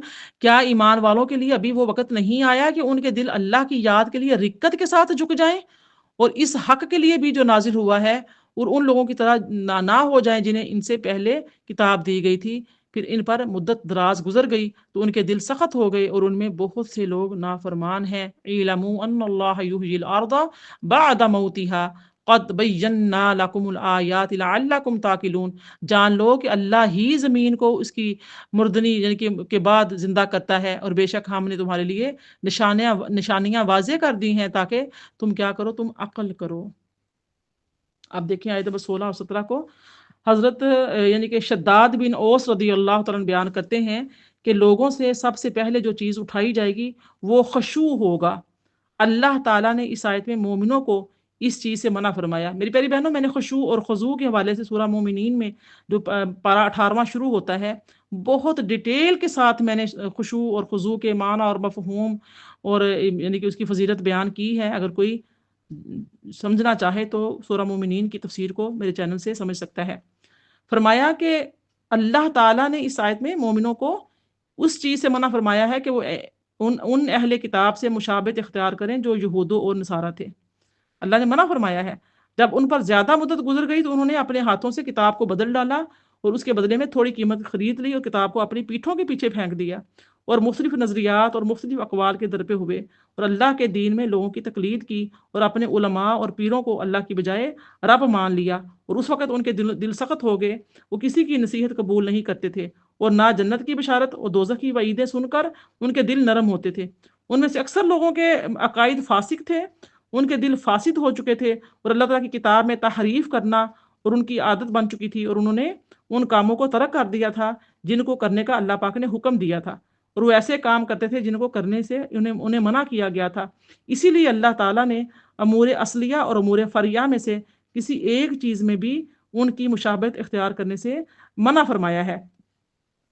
اب دیکھیے آیت میں جو تھا 17 تھی، اس میں فرمایا کہ مردہ دلوں کو مردہ زمین کے ساتھ تشبیہ دی ہے کہ جس طرح مردہ زمین بارش سے زندہ ہو جاتی ہے، اسی طرح جو دل کفر اور معصیت پر اصرار کرنے کی وجہ سے مردہ ہو چکے ہیں، وہ اللہ تعالیٰ پر ایمان لانے، اس کا ذکر کرنے، اعمال صالح اور توبہ استغفار سے زندہ ہو جاتے ہیں۔ اس آیت مبارکہ میں اللہ تعالیٰ سے ڈرنے اور خشوع اور خضوع ادا کرنے کی یعنی کہ ترغیب دی گئی ہے کہ مرنے کے بعد دوبارہ زندہ کرنے کے لیے بھی یعنی کہ تنبیہ کی گئی ہے، خبردار کیا گیا ہے۔ اور آیت نمبر جو 18 ہے، ان المصدقین والمصدقات واقرضوا اللہ قرضا حسنا یضاعف لهم ولهم اجر کریم، بے شک صدقہ و خیرات دینے والے مرد اور صدقہ و خیرات دینے والی عورتیں اور جنہوں نے اللہ کو قرض حسنہ کے طور پر قرض دیا، ان کے لیے صدقہ اور قرضہ کا اجر کئی گناہ بڑھا دیا جائے گا اور ان کے لیے بڑی عزت والا ثواب ہوگا۔ یعنی کہ اللہ تعالیٰ کو قرض حسن دینے اور اس پر دگنے چگنے اجر کا ذکر فرمایا اللہ پاک نے۔ یعنی کہ جیسے ابھی میں سورہ حدید کی تفسیر میں بیان کر چکی ہوں، جو آیت نمبر 11-12 گزری ہیں، 12 13 14، اس میں یہی ذکر تھا صدقہ کا، تو وہ گزر چکا ہے۔ فرمایا سورہ حدید کی آیت نمبر 19 میں، اور جو لوگ اللہ اور اس کے رسولوں پر ایمان لائے وہی لوگ اپنے رب کے نزدیک صدیق اور شہید ہیں، ان کے لیے ان کا اجر بھی ہے اور ان کا نور بھی ہے، اور جنہوں نے کفر کیا اور ہماری آیتوں کو جھٹلایا وہی لوگ کیا ہیں؟ دوزخی ہیں، جہنمی ہیں۔ اللہ پاک ہمیں اس سے نجات عطا فرمائے، آمین۔ اللہ اکبر۔ اب جو اس سے پہلی آیتیں تھیں ان میں اللہ تعالیٰ نے مومنین اور منافقین کا ذکر فرمایا تھا، اب ان آیتوں میں مومنین اور کافروں کا ذکر اللہ پاک نے فرمایا ہے۔ یعنی کہ جو صدیق ہے یہ صادق کا مبالغہ ہے، یعنی جو بہت زیادہ صادق ہو، سچا ہو، سچ بولنے والا ہو، اور اللہ تعالیٰ اور اس کے رسول صلی اللہ علیہ وسلم کی بہت قوی تصدیق کرنے والا ہو، اور اس کا جو پھل ہے، ثمرہ ہے، وہ یہ ہے کہ وہ نہایت خوشی سے اللہ تعالیٰ اور اس کے رسول صلی اللہ علیہ وآلہ وسلم کے احکام پر عمل کرے، اور سخت سردی اور شدید گرمی میں نماز یعنی کہ اس پر نماز پڑھنا، روزے رکھنا گراں اور دشوار نہیں ہوتا، زکوٰۃ ادا کرنا اس پر سہل ہو، اور حج کرنے کا اس کو شوق ہو، اور اس کی آرزو جہاد کرنا ہو، اور میدان جہاد میں شہید ہونا اس کی تمنا ہو۔ ہر مسلمان کی، نبی کریم صلی اللہ علیہ وسلم نے فرمایا کہ ہر مسلمان یعنی کہ شہید ہونے کی تمنا رکھے۔ تمنا تو رکھی جا سکتی ہے، تمنا تو رکھنی چاہیے، اور باقی اللہ پاک کے ہاتھ میں ہے کہ موت کیسی آتی ہے۔ بعض مفسرین نے کہا کہ یہ آیت مخصوص صدیقین کے لیے ہے، اور وہ یہ ہے کہ پچھلی امتوں میں سے صاحب یاسین، جو ہم سورہ یاسین پڑھتے ہیں نا، اس میں ذکر آیا تھا، تو صاحب یاسین آل فرعون کا مومن، اور ہماری امت میں سے حضرت ابو بکر رضی اللہ تعالیٰ، حضرت عمر، حضرت عثمان، حضرت علی، حضرت زید، حضرت طلحہ، حضرت زبیر، حضرت سعد اور حضرت حمزہ رضی اللہ تعالیٰ عنہم اجمعین، یہ ہیں ہماری امت کے مومن۔ مجاہد کہتے ہیں کہ ہر مومن صدیق اور شہید ہے۔ اس آیت کی تلاوت بھی آپ کرتے ہیں۔ آپ دیکھیے کہ آیت نمبر 20 کو دیکھ لیجئے۔ 20 میں فرمایا، بہت لمبی آیا ہے، اعلموا انما الحیات الدنیا لعب ولہو وزینۃ وتفاخر بینکم وتکاثر فی الاموال والاولاد کمثل غیث اعجب الکفار نباتہ ثم یہیج فتراہ مصفرا ثم یکون حطاما وفی الآخرۃ عذاب شدید ومغفرۃ من اللہ ورضوان وما الحیات الدنیا الا متاع الغرور۔ جان لو کہ دنیا کی زندگی محض کھیل اور تماشا ہے۔ بہت اہم میسج ہے آج کی سورہ مبارکہ کا، اس آیہ مبارکہ میں، ایک نفاق کے حوالے سے، دوسرا زندگی کے حوالے سے۔ اللہ پاک فرما رہا ہے جو میرا اور آپ کا پروردگار ہے، پالنہار ہے، رب ہے، خالق ہے، زندگی موت کا مالک ہے، فرمایا جان لو کہ دنیا کی زندگی محض کھیل اور تماشا ہے، اور ظاہری آرائش اور آپس میں فخر اور خود ستائی ہے، اور ایک دوسرے پر مال اور اولاد میں زیادتی کی طلب ہے۔ اس کی مثال بارش کی سی ہے کہ جس کی پیداوار کسانوں کو بھلی لگتی ہے، پھر وہ خشک ہو جاتی ہے، پھر تم اسے پک کر زرد ہوتا دیکھتے ہو، پھر وہ ریزہ ریزہ ہو جاتی ہے، اور آخرت میں نافرمانوں کے لیے سخت عذاب ہے، اور فرما برداروں کے لیے اللہ کی جانب سے مغفرت اور عظیم خوشنودی ہے، اور دنیا کی زندگی دھوکے کی پونجی کے سوا کچھ نہیں ہے۔ بے شک ایسا ہی ہے، اللہ کا فرمان حق ہے۔ یعنی کہ اس کا جو خلاصہ ہے آیت نمبر 20 کا، وہ یہ ہے کہ مسلمانوں کے لیے دنیا کی زندگی مذموم ہے اور آخرت کی زندگی محمود ہے۔ حالانکہ بعض آیات سے معلوم ہوتا ہے کہ دنیا کی زندگی بھی اچھائی ہے، انبیاء علیہ السلام دنیا میں ہی مبعوث کیے گئے، اور اللہ تعالیٰ کے جتنے بھی نیک ہیں، صالحین ہیں، شہداء ہیں، اولیاء ہیں، صدیقین ہیں، سب ہی دنیا میں ہی تشریف لائے۔ پھر بھی کہا گیا کہ دنیا کی زندگی کیا ہے؟ کھیل اور تماشے کے سوا کچھ نہیں ہے، مذموم ہے۔ اب اس آیا اس یعنی کہ اس سے اعتراض یعنی کہ اعتراض کیا جاتا ہے کہ فی نفسی ہی دنیا اور اس کی چیزیں مذموم جو ہیں مذموم نہیں ہیں۔ یہ جواب ہے اعتراض کا کہ لوگ کہتے ہیں کہ یہ ایسے کیسے ہو سکتا ہے کہ سارے لوگ تو دنیا میں انبیاء بھی آئے ہیں اور اللہ تعالیٰ کے جو نیک بندے صدیقین صالحین شہداء جن کا ذکر اللہ پاک نے فرمایا ہے قرآن پاک میں جا بجا، تو اللہ کے نیک بندے جو صالحین سب تو دنیا میں ہی آئے ہیں، اس کے باوجود پھر کیوں مذموم کی گئی ہے؟ فرمایا کہ اس کا جواب مفسرین اکرام دیتے ہیں کہ یہ نفس فی نفس ہی دنیا اور اس کی چیزیں جو ہیں مذموم نہیں ہیں، کیونکہ دنیا میں دیکھیے خانہ کعبہ بھی ہے، بیت المقدس بھی ہے، مسجد نبوی بھی ہے، دیگر مساجد بھی ہیں، قرآن مجید اور دیگر دینی کتب بھی ہیں، انبیاء علیہ السلام، اولیاء اللہ کے مزارات، دینی مدارس، دینی لائبریریاں، اللہ تعالیٰ کے نیک اور برگزیدہ بندے، اللہ تعالیٰ کی اطاعت اور عبادت کے مراکز بھی ہیں۔ دنیا صرف اس اعتبار سے مذموم ہے کہ اس میں اللہ کی اطاعت کی بجائے شیطان کی اطاعت کی جائے، اور اس میں وہ چیزیں ہوں جو اللہ تعالیٰ کی اطاعت سے غافل کرتی ہوں اور شیطان کی اطاعت کی طرف راغب کرتی ہوں۔ شیطان جو ہے شراب خانے کی طرف بلاتا ہے، قہوہ خانے کی طرف بلاتا ہے، قمار خانے، بت کدے، رقص اور موسیقی کے کلب ہیں، ان طرف جانا جو ہے اس آیت میں ایسی ہی چیزوں کا ذکر فرمایا کہ اب ہم اس یعنی کہ یہ جو چیزیں ہیں یہ کیا ہیں، یہ فی مذموم ہیں۔ تو آپ دیکھیے اس میں پھر فرمایا کہ دنیا جو ہے لہو و لہو، زینت، تو زینت کا لفظ آیا ہے، تو لہو اور لعب کا جو ذکر ہے، یہ لعب اس چیز کو کہتے ہیں جو دنیا کی طرف انسان کو راغب کرے، اور لہو جو ہے اس چیز کو کہتے ہیں جو آخرت میں غافل کر دے۔ ایک اور یہ آتا ہے کہ لعب بچوں کے اس کھیل کو کہتے ہیں جس کا کوئی فائدہ نہ ہو، اور لہو جوانوں کو اس کھیل کو کہتے ہیں جس کے ختم ہونے کے بعد سوائے تھکاوٹ اور حسرت کے کچھ بھی حاصل نہ ہو۔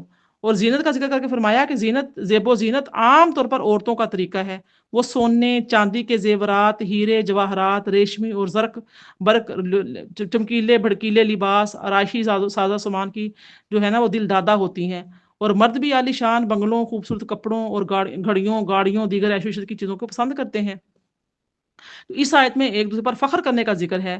اس کی ممانعت کے متعلق کچھ حدیث ہیں۔ فرمایا عیاض بن عمار رضی اللہ تعالیٰ عنہ بیان کرتے ہیں کہ رسول اللہ نے فرمایا اللہ تعالیٰ نے میری طرف یہ وحی کی ہے کہ تم ایک دوسرے کے ساتھ تواضع کے ساتھ پیش آؤ، عاجزی، انکساری، حتیٰ کہ کوئی شخص دوسرے پر ظلم نہ کرے اور نہ کوئی شخص دوسرے پر فخر کرے۔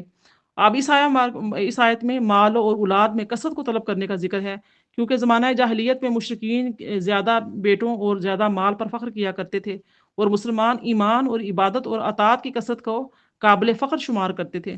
حضرت علی رضی اللہ تعالیٰ نے حضرت عمار رضی اللہ تعالیٰ سے فرمایا دنیا نہ ملنے پر غم نہ کرو، ٹھیک ہے، دنیا نہ ملنے پر غم نہ کرو، کیونکہ دنیا کی خاص چیزیں 6 ہیں: معقولات، مشروبات، ملبوسات، خوشبویات، ٹھیک ہے، معقولات کہتے ہیں عقول کھانے سے، مشروبات پینا، کھانے اور کھانا پینا، یعنی کہ معقولات، مشروبات، ملبوسات لباس کی جمع ہے، خوشبویات خوشبو کی جمع ہے، سواریاں، بیویاں، سب سے خوش ذائقہ طعام شہد ہے، اور وہ شہد کی مکھی کی کیا ہے، ٹھیک ہے، کیا ہے، مکھی وامٹ کرتی، مکھی کی وامٹ کہا گیا ہے شہد۔ اور انسان سب سے زیادہ پانی پیتا ہے، اور اس میں انسان اور حیوان برابر ہیں۔ اور ملبوسات میں سب سے افضل ریشم ہے، اور وہ ریشم کے کپڑے کی تھوک سے بنتا ہے، اور سب سے عمدہ خوشبو مشک ہے، اور وہ ہرن کی ناف کا جمع ہوا خون ہے، اور بیویوں سے لذت جماع میں ہے، اور وہ کہتے ہیں المبال فی المبال ہے، یعنی ایک کی پیشاب گاہ کا دوسرے کی پیشاب گاہ میں داخل ہونا۔ اور عورت خوب زینت اور میک اپ کرتی ہے تاکہ اس سے یہ کبھی کام لیا جائے۔ تاہم متعلقاً مال اور اولاد کی کثرت کو طلب کرنا مذموم نہیں ہے۔ اگر اللہ کی راہ میں نیک کاموں میں خرچ کرنے کے لیے مال کی کثرت کو طلب کیا جائے، یا رسول اللہ صلی اللہ علیہ وسلم کی امت میں اضافہ کے لیے اولاد کی کثرت کو طلب کیا جائے، تو یہ کیا ہے، یہ محمود ہے، تعریف کی گئی ہے۔ اللہ پاک مجھے نیک اولاد دے تو میں اس کو اللہ کا دین سکھاؤں گی، اللہ کی راہ پہ لگاؤں گی، حافظ قرآن بناؤں گی، عالم دین بناؤں گی، اپنی بیٹی کو معلمہ بناؤں گی، دین کی داعی بناؤں گی۔ تو ایسی نیت کرنا، اللہ تم مجھے مال دے تو میں اللہ کی راہ میں خرچ کروں گی، اللہ مجھے علم دے تو میں اللہ تعالیٰ کی راہ میں خرچ کروں گی۔ تو ایسی چیزیں یہ چیزیں مذموم نہیں ہوتی۔ مذموم وہ چیزیں ہیں جو اللہ تعالیٰ سے غافل کر دیں۔ تو حضرت معقل بن یسار رضی اللہ تعالیٰ عنہ بیان کرتے ہیں کہ ایک شخص نبی صلی اللہ علیہ وسلم کے پاس آیا اور اس نے پوچھا مجھے ایک ایسی عورت ملی ہے جس کا خاندان بہت اچھا ہے اور وہ خوبصورت بھی ہے، لیکن اس کے ہاں بچے نہیں ہوتے، کیا میں اس سے نکاح کر لوں؟ آپ نے فرمایا نہیں۔ پھر اس سے دوبارہ پوچھا تو آپ نے منع فرمایا۔ پھر اس نے تیسری بار پوچھا تو آپ نے فرمایا اس عورت سے نکاح کرو جو محبت کرنے والی ہو، بچے جننے والی ہو، کیونکہ میں دوسری امتوں کی بنسبت زیادہ امت والا ہوں، یعنی اس پر میں فخر کروں گا۔ تو حضرت سہل بن حنیف رضی اللہ جو حنیف رضی اللہ تعالیٰ بیان کرتے ہیں کہ رسول اللہ نے فرمایا نکاح کیا کرو کیونکہ میں تمہاری وجہ سے دوسری امتوں کی بنسبت کثرت حاصل کرنے والا ہوں۔ تو میری پیاری بہنوں، اس طرح سے مال کی فضیلت میں فرمایا حضرت عبداللہ بن مسعود رضی اللہ تعالیٰ بیان کرتے ہیں کہ نبی صلی اللہ علیہ وسلم نے فرمایا صرف دو چیزوں پر رشک کرنا ہے، مستحسن ہے، ایک شخص کو اللہ نے مال دیا اور اس سے مال کو راہ حق میں صرف کرنے پر مسلط کر دیا، اور ایک شخص کو اللہ نے حکمت دی، وہ اس حکمت کے مطابق فیصلہ کرے اور اس کی تعلیم دے۔ میری پیاری بہنوں، اب ہمیں اس جو حدیث مبارکہ یہ ہیں ان سے کیا معلوم ہوا؟ ان سے ہمیں معلوم یہ ہوا کہ اولاد اور مال میں کثرت کو طلب کرنا متعلقاً مذموم نہیں ہے، یہ اس وقت مذموم ہوتا ہے جب اللہ تعالیٰ کے احکام کی خلاف ورزی کے لیے ان کو طلب کیا جائے، تب پھر یہ کیا ہے؟ تب یہ مذموم عمل ہے۔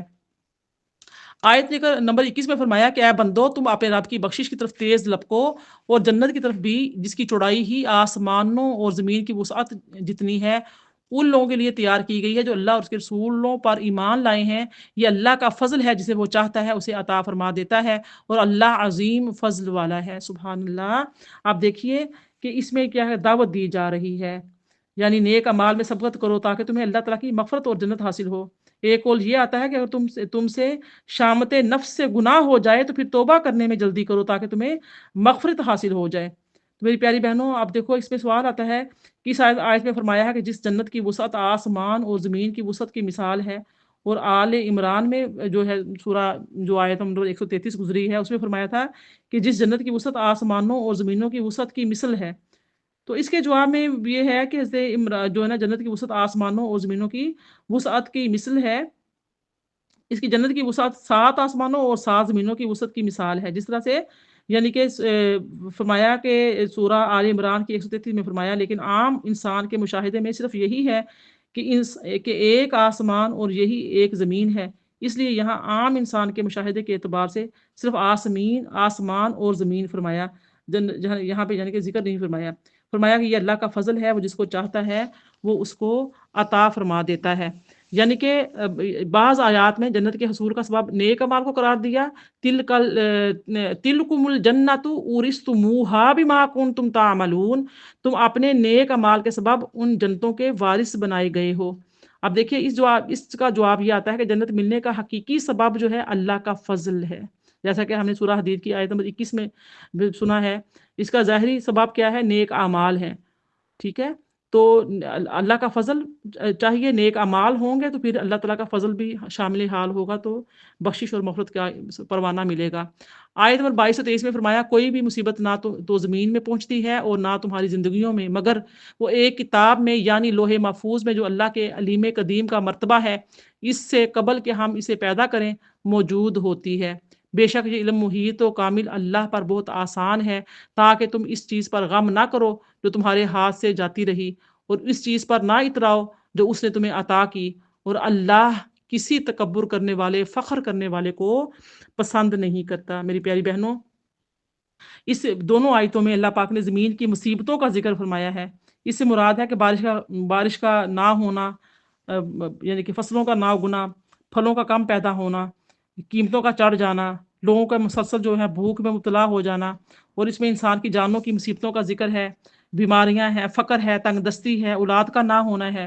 تو یہ آیت اس بات پر دلالت کرتی ہے کہ زمین میں جو چیزیں بھی پیدا ہوتی ہیں وہ پیدا ہونے سے پہلے لوح محفوظ میں لکھی ہوئی ہوتی ہیں، اور لوح محفوظ یعنی کہ لکھنے کی جو وجوہات ہیں وہ یہ ہیں کہ لوح محفوظ میں ان چیزوں کو لکھا ہوا دیکھ کر فرشتے اس پہ استدلال کرتے ہیں کہ اللہ تعالیٰ اشیاء کو پیدا کرنے سے پہلے ان کو جاننے والا ہے۔ ان کا یہ علم ہوتا ہے کہ اللہ تعالیٰ جانتا ہے کہ فلاں مخلوق اللہ کی نافرمانی کرے گی، پھر بھی وہ اس کو پیدا کرتا ہے اور اس کو رزق دیتا ہے، اور اس میں اس کی کیا حکمت ہے اس کو وہ خود ہی جانتا ہے۔ مخلوق کی گناہوں کو لکھا ہوا دیکھ کر فرشتے اللہ تعالیٰ کا شکر ادا کرتے ہیں کہ اس نے ان کو ان گناہوں سے محفوظ رکھا اور ان کو اپنی عبادت کی توفیق عطا فرمائی۔ حضرت ابن مسعود رضی اللہ تعالیٰ عنہ بیان کرتے ہیں کہ نبی صلی اللہ علیہ وسلم نے فرمایا کہ تم میں سے کوئی شخص اس وقت تک ایمان کا ذائقہ محسوس نہیں کر سکتا جب تک کہ اس کو یہ یقین نہ ہو کہ اس پر جو مصیبت آئی ہے وہ اس سے ٹل نہیں سکتی، اور جو مصیبت اس سے ٹل گئی ہے وہ اس پر آ نہیں سکتی تھی۔ پھر حضرت ابن مسعود نے یہ آیت پڑھی لِکَیْ لَا تَعْصَوْا عَلَىٰ مَا فَاتَکُم۔ اکرمہ بیان کرتے ہیں کہ حضرت ابن عباس رضی اللہ تعالیٰ عنہ نے فرمایا کہ ہر شخص غمگین بھی ہوتا ہے اور خوش بھی ہوتا ہے، لیکن مومن اپنی مصیبت پر صبر کرتا ہے اور اپنی نعمت پر شکر ادا کرتا ہے۔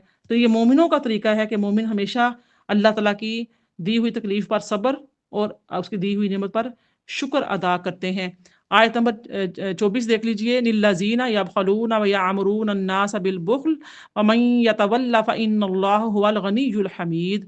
جو لوگ خود بھی بخل کرتے ہیں اور دوسرے لوگوں کو بھی بخل کی تلقین کرتے ہیں، اور جو شخص احکام الہی سے روگردانی کرتا ہے تو بے شک اللہ بھی بے پرواہ ہے، بڑا قابل حمد و ستائش ہے۔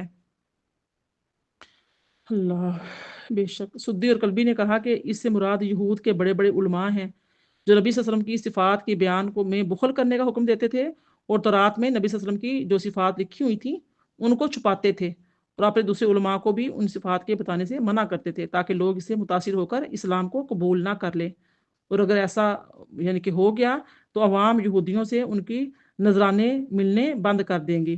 تو سعید بن جبیر جو ہیں وہ کہتے ہیں کہ اس سے مراد وہ لوگ ہیں جو علم کو چھپاتے ہیں اور دوسروں کو بھی تعلیم دینے سے منع کرتے ہیں۔ زید بن اسلم نے کہا کہ اس سے مراد ہے جو لوگ اللہ کے حقوق کی ادائیگی میں مال خرچ کرنے سے بخل کرتے ہیں۔ عامر بن عبداللہ اشعری نے کہا کہ اس سے مراد جو لوگ صدقہ اور خیرات کرنے سے اور حقوق العباد میں مال خرچ کرنے میں بخیلی کرتے ہیں، بخل کرتے ہیں۔ علماء نے بخل اور سخاوت میں دو وجہ بیان فرمائی ہیں۔ ایک تو یہ ہے کہ بخیل وہ ہے جس کو مال روکنے سے لذت ملتی ہے، اور سخی وہ ہے جس کو مال خرچ کرنے سے لذت ملتی ہے۔ بخیل وہ ہے جو صرف سوال کرنے سے دے، اور سخی وہ ہے جو بغیر سوال کیے بھی عطا کر دے۔ سبحان اللہ، اللہ پاک ہمیں ہمارے اندر یہی صفات پیدا فرمائے کہ کسی کی سفید پوشی کو دیکھتے ہوئے، کسی کی یعنی کہ تنگ دست کو دیکھتے ہوئے اس کے سوال کرنے سے پہلے ہم اس کو عطا کریں، یہ انتظار نہ کریں کہ کوئی سوال کرے گا تو عطا کریں گے، ایسا نہیں ہے۔ جب اللہ پاک ہمیں بن مانگے ہر نعمت عطا فرما رہا ہے، ہماری ہر ضرورت ہمارے مانگے بغیر پوری فرما رہا ہے، پھر ہم جب اپنے دیکھتے ہیں خاندان میں یا آس پاس کوئی ضرورت مند ہے تو پھر کیوں ہم انتظار کرتے ہیں کہ وہ کوئی سوال کرے گا تو پھر ہی ہوگا۔ یعنی اگر کوئی شخص حقوق اللہ کی ادائیگی میں بخل کرتا ہے تو اللہ تعالیٰ کو اس کے بخل سے کوئی نقصان نہیں ہوتا، وہ بے نیاز ہے، اور اللہ عز و جل فی نفس ہی حمد کا مستحق ہے۔ اگر بندہ اس کی اطاعت اور عبادت میں کمی کرے تو اس کا وبال صرف اس بندے پر ہوگا۔ اللہ تعالیٰ تو ہر حال میں حمد کیے ہوئے ہے۔ سبحان اللہ، بے شک ایسا ہی ہے۔ اب دیکھیے فرمایا آیت نمبر 25 ترجمہ سماعت فرمائیے، بے شک ہم نے اپنے رسولوں کو واضح نشانیوں کے ساتھ بھیجا اور ہم نے ان کے ساتھ کتاب اور میزان عدل نازل فرمائی تاکہ لوگ انصاف پر قائم ہو سکیں، اور ہم نے معدنیات میں سے لوہا مہیا کیا، اس میں آلات حرب و دفاع کے لیے سخت قوت اور لوگوں کے لیے صنعت سازی کی کئی دیگر فوائد ہیں، اور یہ اس لیے تاکہ اللہ ظاہر کر دے کہ کون اس کی اور اس کے رسولوں کی یعنی دین اسلام کی بن دیکھے مدد کرتا ہے، بے شک اللہ خود بڑی قوت والا، بڑے غلبے والا ہے۔ اب دیکھیے کہ البینات کی جو تفسیر ہے اس میں دو قول آتے ہیں۔ مقاتل بن سلیمان نے کہا کہ اس سے مراد معجزات ظاہرہ اور دلائل قاہرہ ہیں۔ مقاتل بن حیان نے کہا کہ ہم نے ان کو ان اعمال کے ساتھ بھیجا جو ان کو اللہ تعالیٰ کی اطاعت کی طرف دعوت دیتے ہیں اور غیر اللہ سے اعراض کی ترغیب دیتے ہیں۔ امام راضی نے کہا ان میں سے پہلا قول صحیح ہے کیونکہ رسولوں کی نبوت معجزات سے ثابت ہوتی ہے۔ فرمایا اور ہم نے ان کے ساتھ کتاب کو میزان عدل کو نازل فرمایا تاکہ لوگ عدل پر قائم رہیں۔ کتاب کو اس لیے نازل فرمایا کہ کتاب میں ضروری عقائد کا ذکر ہے اور باطل عقائد کا رد ہے، اور ان میں واقع ہونے والے شکوک اور شبہات کا ازالہ بھی ہے، اور ان نیک اعمال کا حکم بھی ہے جن سے متصف ہو کر انسان کی دنیا اور آخرت میں عزت اور سرخروئی ہوتی ہے، اور برے کاموں سے ممانعت ہے جن کو کرنے سے انسان کی دنیا اور آخرت میں ذلت اور رسوائی ہے اور آخرت میں شدید عذاب ہے۔ اور میزان کا اس لیے فرمایا کہ انسان اللہ تعالیٰ کی نعمتوں اور اس کے مقابلے میں اپنے کیے ہوئے کاموں پر غور کرے کہ آیا اس کی نعمتوں کے مقابلے میں اس کی اطاعت اور عبادات شکر کے میزان پر پوری اتر رہی ہیں یا نہیں۔ اسی طرح والدین کے احسانات اور ان کے ساتھ اپنے سلوک کو دیکھے کہ آیا وہ اس میزان کے ساتھ مطابقت رکھتے ہیں یا نہیں۔ اسی طرح دیگر اقربا، پڑوسیوں اور حکام کا اس کے ساتھ جو سلوک ہے اور اس کے مقابلے میں جو وہ کچھ کر رہا ہے وہ میزان عدل کے موافق ہے یا نہیں۔ سامنے والوں کو دیکھو کہ اس کی کتنے ہمارے اوپر احسانات ہیں، اور اس کے ساتھ ہم جو کر رہے ہیں کیا وہ انصاف ہے؟ ہر انسان اپنے آپ کو اب رکھ کر دیکھے اور سوچے۔ آپ جو لوہے کے یہاں پر فوائد اس کے اندر بیان کیے گئے ہیں، یعنی کہ آیت نمبر 25 ہے، 25 میں لوہے کے جو فوائد بیان ہوئے ہیں ان کو دیکھ لیتے ہیں کہ اس کے جو فوائد ہیں وہ کیا ہیں۔ اب دیکھیں کہ اللہ فرماتا ہے کہ ہم نے اپنے پیغمبروں کو ظاہر حجتیں اور پھر بھرپور دلائل دے کر دنیا میں مبعوث فرمایا، پھر ساتھ ہی انہیں کتاب بھی دی جو کھری اور صاف سچی ہے، اور عدل و حق دیا جسے ہر عقل مند انسان ان کی باتوں کو قبول کر لینے پر فطرتاً مجبور ہو جاتا ہے۔ پھر فرمایا کہ جو شخص اپنے رب کی طرف دلیل پر ہو اور ساتھ ہی اس کے شاہد بھی ہو۔ ایک اور جگہ اللہ تعالیٰ کی فطرت ہے جس پر مخلوق کو اس نے پیدا کیا، اور فرماتا ہے کہ آسمان کو اس نے بلند کیا، میزان رکھ دی، پس یہاں فرمان ہے کہ یہ اس لیے کہ لوگ حق و عدل پر قائم ہو جائیں، یعنی اتباع رسول کرنے لگیں، امر جو نبی کریم صلی اللہ علیہ وسلم کا جو امر ہے، حکم ہے، اس کو بجا لائیں، تو رسول اللہ صلی اللہ علیہ وسلم ہی کی تمام باتوں کو حق سمجھیں، کیونکہ اس کے سوا حق کسی اور کا کلام نہیں ہے۔ فرمایا سورہ انعام میں کہ تیرے رب کا کلمہ جو اپنی خبروں میں سچا اور اپنے احکام میں عدل والا ہے، پورا ہو چکا ہے۔ تو یہی وجہ جب ایماندار جنتوں میں پہنچ جائیں گے تو اللہ کی نعمتوں سے مالا مال ہو جائیں گے تو کہیں گے اللہ کا شکر ہے جس نے ہمیں ہدایت دی، اگر اس کی ہدایت نہ ہوتی تو ہم اس راہ پر لگ ہی نہیں سکتے تھے۔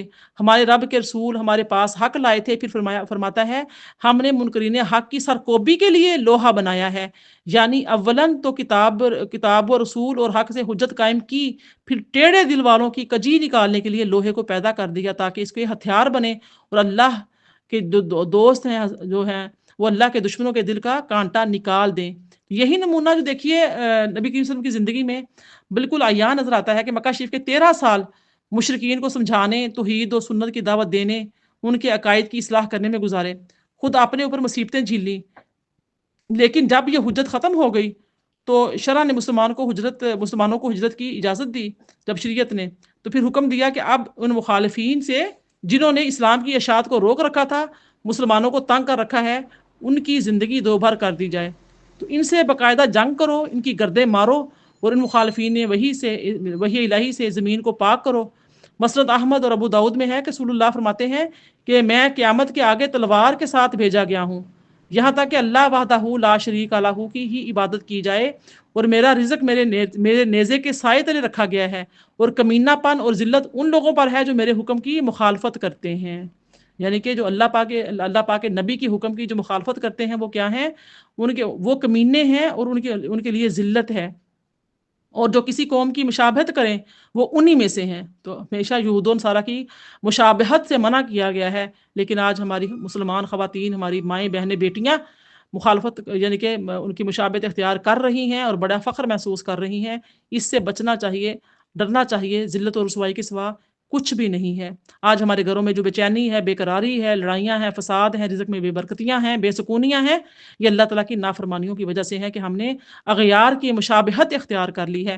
بس لوہے سے لڑائی کے ہتھیار بنتے ہیں، جیسے تلوار، نیزے، چھریاں، زریں بنتی ہیں، اور لوگوں کے لیے بھی اس کے علاوہ بھی بہت سی جیسے مشینری بنتی ہے، کدال بنتے ہیں، پھاوڑے بنتے ہیں، آری، کھیتی آلات، سارے جو ہیں برتن وغیرہ جتنے بھی بنتے ہیں، جو بھی ہے لوہے کا جو استعمال ہے آپ خود جانتے ہیں۔ حضرت ابن عباس فرماتے ہیں 3 چیزیں ایسے آدمی کے ساتھ جنت سے آئیں، نہائی، سنی اور ہتھوڑا۔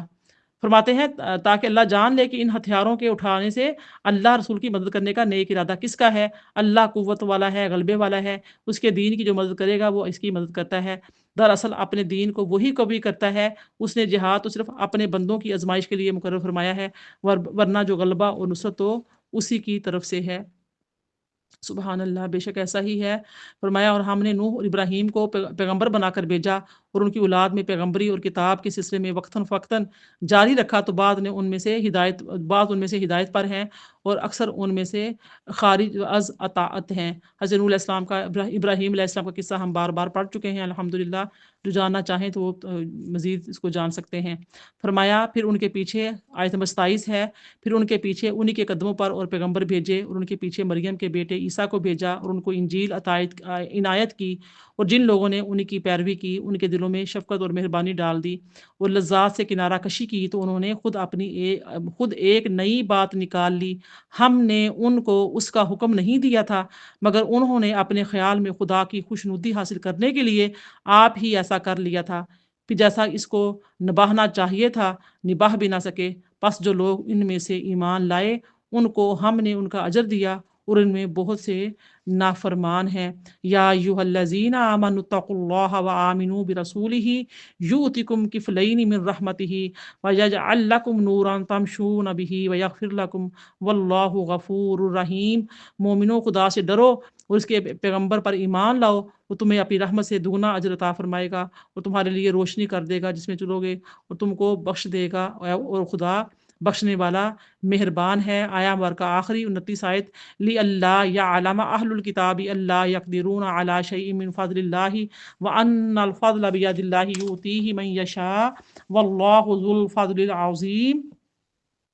یہ باتیں اس لیے بیان کی گئی ہیں کہ اہل کتاب جان لیں کہ وہ خدا کے فضل پر کچھ بھی قدرت نہیں رکھتے، اور یہ کہ فضل خدا ہی کے ہاتھ ہے، جس کو چاہتا ہے دیتا ہے، خدا بڑے فضل کا مالک ہے۔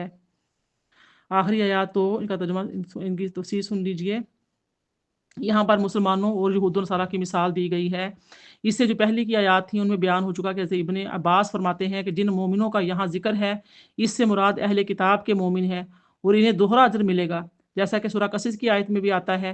ایک حدیث مبارکہ میں آتا ہے کہ 3 شخصوں کو اللہ تعالیٰ دوہرا اجر دے گا۔ ایک وہ اہل کتاب جو اپنے نبی پر ایمان لایا، پھر مجھ پر یعنی نبی کریم صلی اللہ علیہ وسلم پر بھی ایمان لایا، اسے دوہرا اجر ہے۔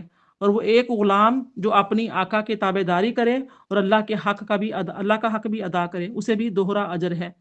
اور وہ شخص جو اپنی لونڈی کو ادب سکھائے اور بہت اچھے ادب سکھائے، یعنی شرعی ادب پر اسے آزاد کر دے اور نکاح کر دے، اس کے لیے بھی دوہرا اجر ہے، وہ دوہرے اجر کا مستحق ہے۔ یہ حدیث مبارکہ بخاری و مسلم میں ہے۔ حضرت سعید بن جبیر فرماتے ہیں کہ جب اہل کتاب اس دوہرے اجر پر فخر کرنے لگے تو اللہ تعالیٰ نے یہ آیہ مبارکہ اس امت کے حق میں نازل فرمائی، پس انہیں دوہرے اجر کے بعد نور ہدایت دینے کا بھی وعدہ اللہ پاک نے کیا، سبحان اللہ، اور مغفرت کا بھی، پس نور اور مغفرت انہیں فرمایا کہ اور زیادہ ملے گی۔ ابن جریر جو ہے فرماتے ہیں کہ سورہ انفال کی اس میں تمثیل دیتے ہیں آیت نمبر 29 کی، کہ فرمایا یا ایھا الذین آمنوا ان تتقوا اللہ یجعل لکم فرقانا ویکفر عنکم سیئاتکم ویغفر لکم واللہ ذو الفضل العظیم۔ ہے یہی یعنی اے ایمان والو، اگر تم اللہ سے ڈرتے رہے تو وہ تمہارے لیے فرقان کرے گا اور تم سے تمہاری برائیاں دور کر دے گا اور تمہیں معاف فرما دے گا، اللہ بڑے فضل والا۔ تو حضرت بڑے فضل والا ہے۔ حضرت عمر فاروق رضی اللہ تعالیٰ نے یہودیوں کے ایک بہت بڑے عالم سے دریافت فرمایا کہ تمہیں ایک نیکی پر زیادہ سے زیادہ کس قدر فضیلت ملتی ہے؟ تو اس نے کہا 350 تک۔ آپ نے اللہ کا شکر کیا اور فرمایا کہ ہمیں تم سے دوہرا اجر ملا ہے۔ تو حضرت سعید نے اسے بیان فرمایا کہ یہی آیت پڑھی اور فرمایا اس طرح جمعہ کا دوہرا اجر ہے۔ مسند احمد کی حدیث مبارکہ میں آتا ہے کہ تمہاری اور یہود و نصارہ کی مثال اس شخص جیسی ہے جس نے چند مزدور کسی کام پر لگانے چاہے اور اعلان کیا کہ کوئی ہے جو مجھ سے ایک کی رات لے اور صبح کی نماز سے لے کر آدھے دن تک کام کرے، پس یہود تیار ہو گئے۔ اس نے پھر کہا ظہر سے عصر تک اب جو کام کرے اسے میں ایک رات دوں گا۔ اس پر نصرانی تیار ہوئے، کام کیا اور اجرت لی۔ اس نے پھر کہا اب عصر سے مغرب تک جو کام کرے میں اسے 2 رات دوں گا، پس وہ مسلمان تم مسلمان ہو۔ اس پر یہود و نصارہ بہت بگڑے اور کہنے لگے کام ہم نے زیادہ کیا اور دام انہیں زیادہ ملے، ہمیں کم دیا گیا ہے۔ تو انہیں جواب ملا کہ میں نے تمہارا کوئی حق تو نہیں مارا۔ انہوں نے کہا ایسا تو نہیں ہوا۔ جواب ملا کہ پھر یہ میرا فضل ہے، جسے چاہوں دوں۔ تو صحیح بخاری شریف میں بھی ہے کہ مسلمانوں اور یہود و نصرانیوں کی مثال اس شخص کی طرح ہے جس نے چند لوگوں کو کام پر لگایا، اجرت ٹھہرا لی اور کہا دن بھر کام کر کے کہہ دیا کہ اب ہمیں ضرورت نہیں، جو ہم نے کیا اس کی اجرت بھی نہیں چاہتے اور اب ہم کام بھی نہیں کریں گے۔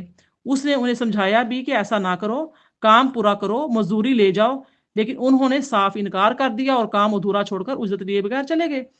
اس نے اور مزدور لگا لیے اور کہا کہ باقی کام شام تک پورا کرو اور پورے دن کی مزدوری میں تمہیں دوں گا۔ یہ کام پر لگ گئے، لیکن عصر کے وقت یہ بھی کام سے ہٹ گئے اور کہہ دیا کہ اب ہم سے نہیں ہو سکتا، ہمیں آپ کی اجرت نہیں چاہیے۔ اس نے انہیں بھی سمجھایا کہ دیکھو اب دن باقی رہ ہی کی گیا ہے، کیا رہ گیا ہے باقی؟ ظاہر ہے عصر کی نماز کے بعد تو کتنا تیزی کے ساتھ وقت کٹتا ہے۔ اس نے پھر اوروں کو بلایا، ٹھیک ہے، جب اس کو سمجھایا وہ نہیں ملے، اس نے اب کہا کہ میں تمہیں یعنی اجرت جو ہے وہ پوری دے دوں گا، لیکن وہ مانے نہیں، چلے گئے۔ اس نے اوروں کو بلایا اور کہا لو تم مغرب تک کام کرو اور دن بھر کی مزدوری لے جاؤ۔ چنانچہ انہوں نے مغرب تک کام کیا اور ان دونوں جماعتوں کی اجرت بھی یہی لے کر چلے گئے۔ تو بس یہ ہے ان کی مثال اور اس نور کی مثال جسے انہوں نے قبول کیا۔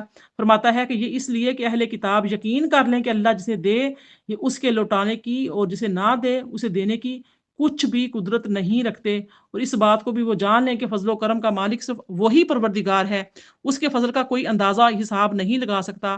امام ابن جریر رحمۃ اللہ علیہ فرماتے ہیں کہ آیت لی اللہ یعلم کا معنی جو ہے نا لا یعلم، حضرت ابن مسعود فرماتے ہیں کہ اس کی قرات میں لام کاف یعلم لکھا ہوا ہے۔ اس طرح سے عطا بن عبداللہ اور حضرت سعید بن جبیر رحمۃ اللہ علیہ سے بھی یہی قرات مروی ہے۔ غرض یہ کہ کلام عرب میں لا جو ہے وہ صلہ کے لیے آتا ہے، ٹھیک ہے، جو کلام کے اول و آخر میں آ جاتا ہے اور وہاں سے انکار مراد نہیں ہوتا۔ آپ دیکھیے فرمایا جیسا کہ سورہ یعنی کہ سورہ حدید کی جو آخری آیہ مبارکہ ہے اس میں جو فرمایا ہے کہ یہ باتیں اس لیے بیان کی گئی ہیں کہ اہل کتاب جان لیں کہ وہ خدا کے فضل پر کچھ بھی قدرت نہیں رکھتے، یہ کہ فضل خدا ہی جو فضل خدا ہے وہ اللہ تعالیٰ کی ہی ہاتھ میں ہے، وہ جس کو چاہتا ہے دیتا ہے، خدا بڑے فضل کا مالک ہے۔ تو یہ الحمدللہ ہماری یہاں پر جو سورہ حدید ہے اس کی تفسیر مکمل ہوتی ہے۔ اللہ پاک کا لاکھ لاکھ شکر ہے کہ ہماری اس سے یعنی کہ 27 پارے کی جو تفسیر ہے یہ بھی ختم ہوئی۔ تو اللہ تعالیٰ اسے قبول فرمائے اور اپنے پاک کلام کی صحیح ہمیں سمجھ دے، اس پر عمل کرنے کی توفیق عطا فرمائے۔ اللہ پاک کی ذات یعنی کہ ہم پر مہربان ہو، ہمارے دلوں سے ہر طرح کا نفاق، حسد، کینہ، بغض، منافقانہ رویے اللہ پاک اس سے ہمیں محفوظ و معمون فرمائے۔ بہت ڈر لگتا ہے ایسے لوگوں سے اور ایسے رویوں سے۔ اللہ پاک محفوظ فرمائے، معمون فرمائے، ہم سب کے حال پر رحم فرمائے، ہمارے دلوں کو پاک و صاف، ہمارا باطن ہمارے ظاہر سے بھی صاف ستھرا فرما دے۔ اللہ پاک دلوں کے بھید جاننے والا ہے۔ اللہ پاک سے آجانہ التماس ہے کہ اللہ پاک ہمارے نامہ اعمال یعنی کہ ہمارے دانے ہاتھوں میں شمار فرمائے اور ہمیں جو ہے یعنی کہ سابقون الاولون میں شامل فرمائے۔ آمین یا رب العالمین۔ ربنا تقبل منا انک انت السمیع العلیم وتب علینا انک انت التواب الرحیم۔ انشاءاللہ تعالیٰ کل ہمارا 28واں پارہ شروع ہوگا۔